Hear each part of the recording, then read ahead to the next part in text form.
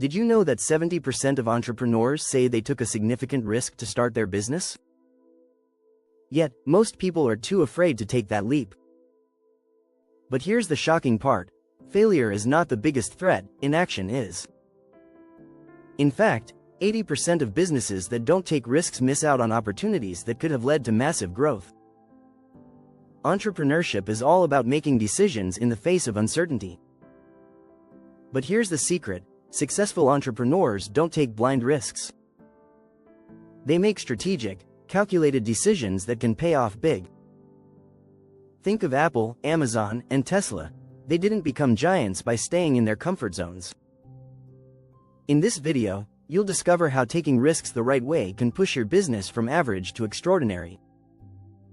We'll dive into smart risk-taking strategies that can unlock game-changing growth. You'll learn why calculated failure is often the key to success, and how building the right partnerships can multiply your business faster than you ever imagined. Get ready to transform your mindset about risk, and embrace the opportunities that could take your business to the next level.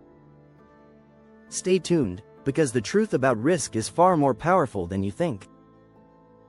Chapter 1. The Art of Calculated Chaos. Risk with purpose. As an entrepreneur, you can't avoid risk. It's part of the journey. But what separates successful business owners from the rest is how they approach risk.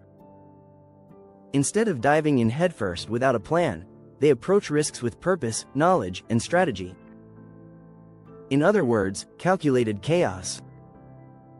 When you look at companies like Amazon and Tesla, they didn't get where they are by playing it safe. Jeff Bezos took a huge risk when he left his stable job to start Amazon in a tiny garage. But it wasn't just a shot in the dark. He researched the online retail market and saw a huge gap. This is what we call strategic risk, when the risk is based on research, data, and a clear understanding of the potential rewards. Statistics show that 75% of startups fail. But here's the key. Those that do succeed are usually the ones that took calculated risks early on. In fact, according to a 2020 study by Harvard Business Review, companies that regularly take risks grow 30% faster than those that play it safe. Think about it. If you never take any risks, how will you grow? But don't just gamble with your business. Use data. Know the market. Study the competition. Entrepreneurs who succeed with risk don't make random decisions, they make informed, strategic ones. Don't be afraid to fail, but don't take foolish risks either.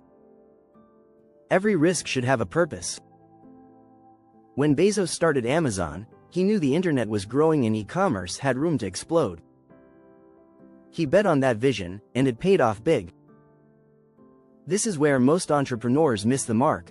They take risks without a long-term vision, just hoping for the best. To make calculated risks work, you also need a risk mitigation strategy. This means preparing for worst-case scenarios, planning how to minimize losses, and having an exit strategy if things don't go as planned. Elon Musk, for instance, didn't just gamble on SpaceX. He knew the aerospace industry was ripe for disruption, but he also understood the risks and created strategies to reduce them. The key takeaway here: risk is inevitable, but when done right, it can propel your business to new heights. By focusing on data, vision, and careful planning, you can transform the chaos of risk into an opportunity for growth.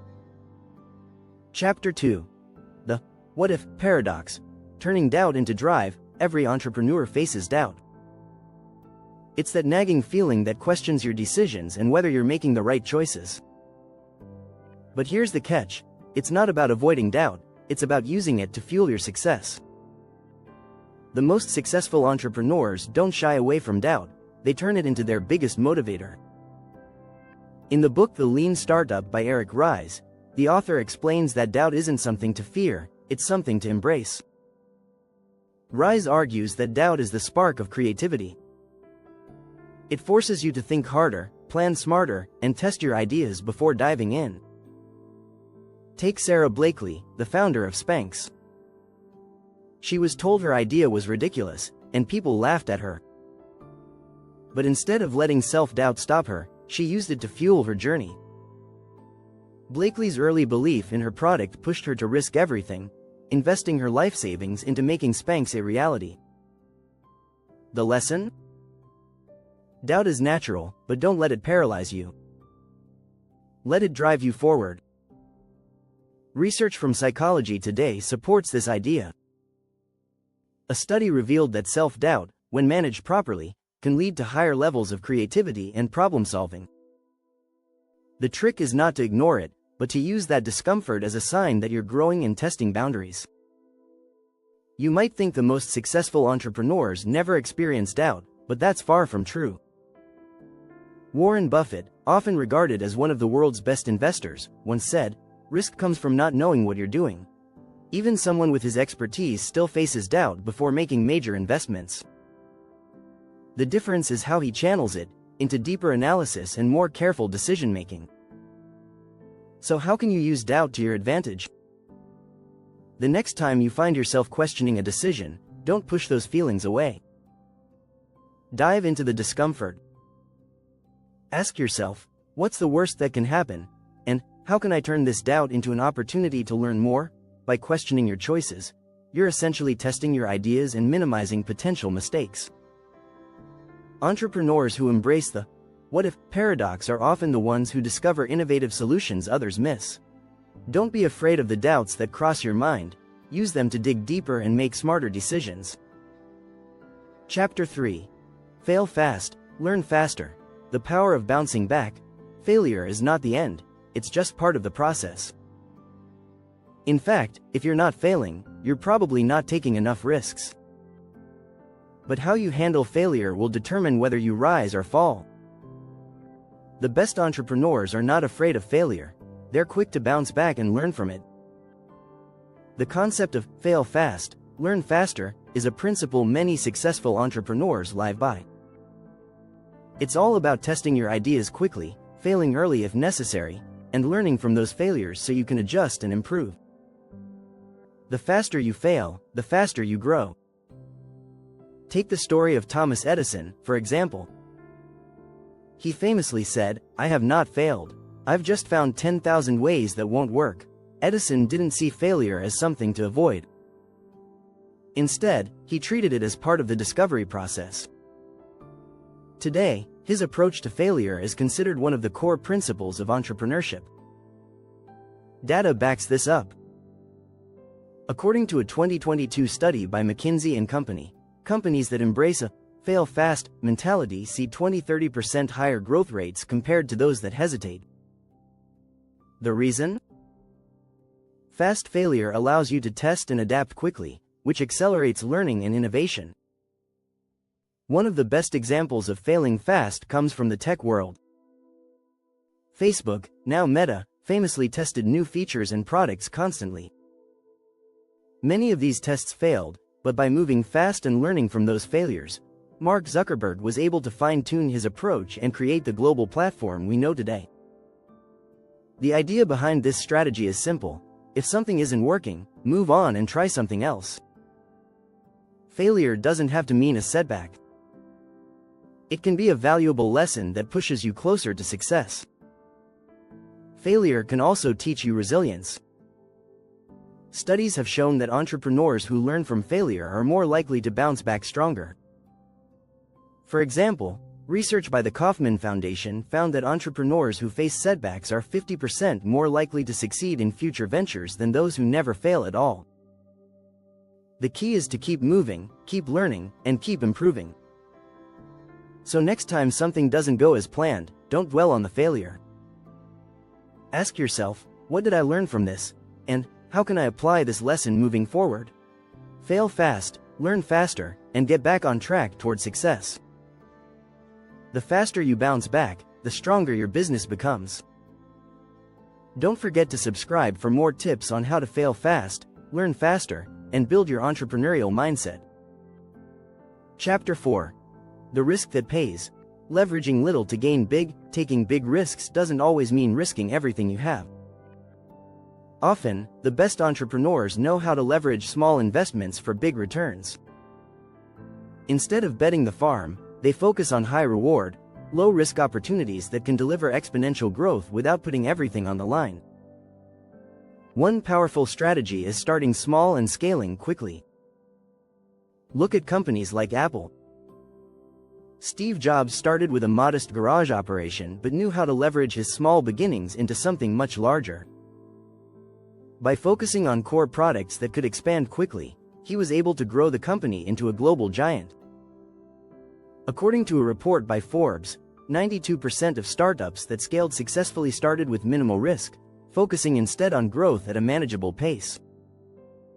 This highlights a crucial concept. Taking risks doesn't always mean going big from the start. It means knowing how to scale wisely. By testing a small product or service in the market, entrepreneurs can validate their idea before committing larger resources. Moreover, leveraging partnerships and collaborations is another great way to manage risk. Instead of going it alone, look for others who can help share the load. For example, Dropbox grew rapidly thanks to strategic partnerships with companies like Microsoft and Salesforce. These partnerships enabled them to expand faster than if they had tried to do it all on their own.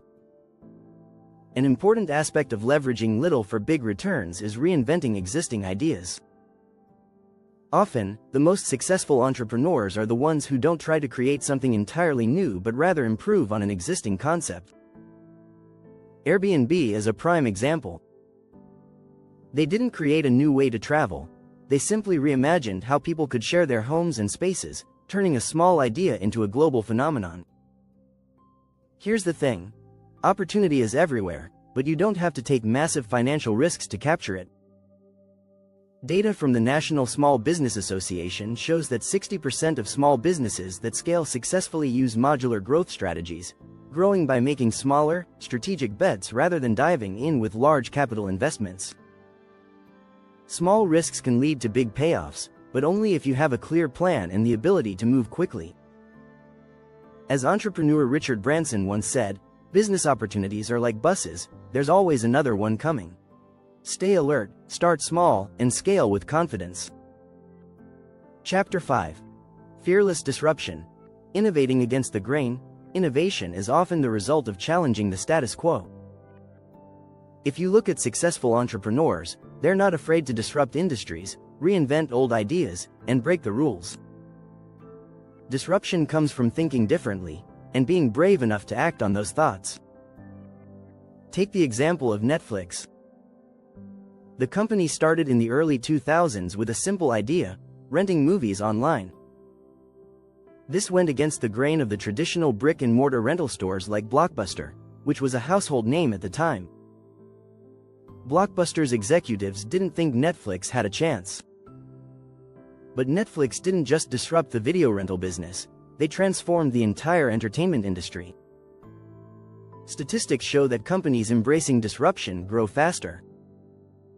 According to a study by McKinsey & Company, 50% of companies that disrupt industries grow 3x faster than traditional competitors. The reason? They look for gaps that the current market doesn't address.